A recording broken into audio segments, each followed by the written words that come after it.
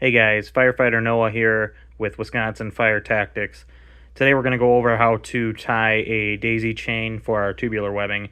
I'm a strong proponent that every firefighter carry some sort of webbing with them.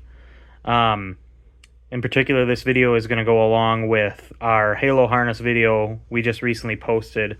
So this is just going over how to retie the daisy chain. So first thing we're going to do, we're going to want to make sure that our tubular webbing is not doesn't have any knots or twisted up. I already did that in the video previously. But first thing we're going to do is we're going to take our first piece and we're just going to tie a simple overhand knot. Make sure we give ourselves plenty of slack. I'll show you why in a minute. So there we go. A good looking knot is a happy knot. So that's laying nice and flat. Then we're going to grab our second piece here and we're simply just going to follow it back through. So open up this knot or this loop, giving lots of slack again.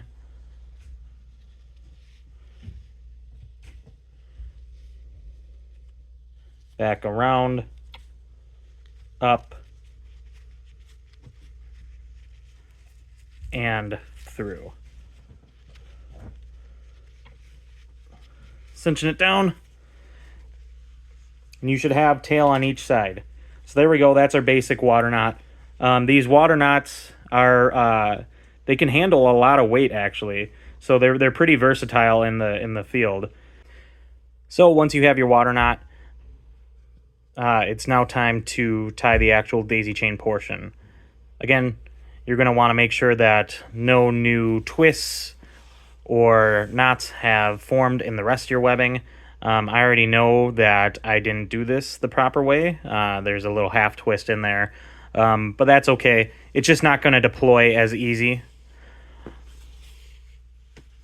But once we make sure that, for the most part, it's laying pretty good, we can move on. So starting at the water knot here, we're going to simply just do like we're almost tying an overhand knot, right? We're going to create a big loop at the back, like so. And then we're going to push it through like we were tying an overhand knot. But instead of pulling all the way through, we're going to just leave a little loop in here. And that's the basic part of tying a daisy chain. You just go back and forth like you're tying an overhand knot. I'm trying to make these knots a little bit larger so you guys can see better. But practice a couple times. Find out what size works best for you. I store my daisy chains right in my radio pocket because I carry a radio harness with me all the time. So that pocket is never used. And if you tie this a little smaller, these loops a little smaller, it actually fits in your radio pocket on your turnout gear perfectly. So again, just going back and forth and back and forth and back and forth. Making sure that you're switching back and forth between the sides. You can see there it's nice and even going back and forth. If you don't, like if you go like that and push it through, it's not going to deploy as nice, right? So you keep going back and forth. I might be able to get one more here.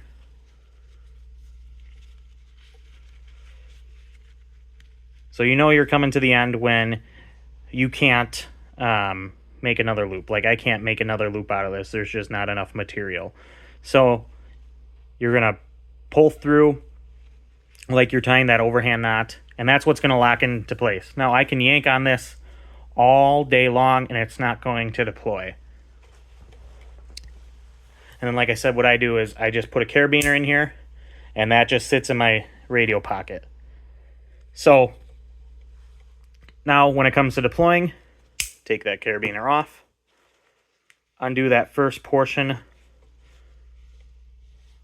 of that overhand knot, and now simply all I have to do is pull. Look how easy that is to deploy. You can see, because I didn't have that completely there, I didn't have all the twists completely out. It's a little harder to deploy, but you get the gist, right? That's how I tie my daisy chains. That's how we tie our daisy chains on my department, and it works pretty well for us. If you guys have any questions or comments, please feel free to leave them, and thanks for watching.